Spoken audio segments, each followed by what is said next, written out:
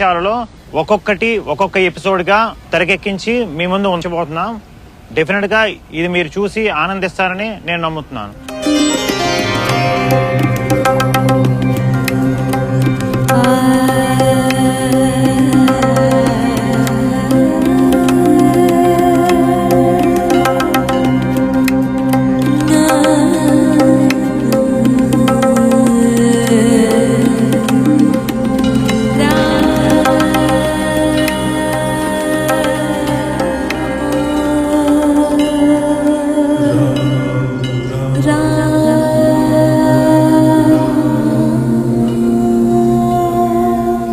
ఈ రోజు మనం ఈ భూమి మీదే ఉన్న అత్యంత అద్భుతమైన ప్రదేశం అయోధ్యలో ఉన్నాము.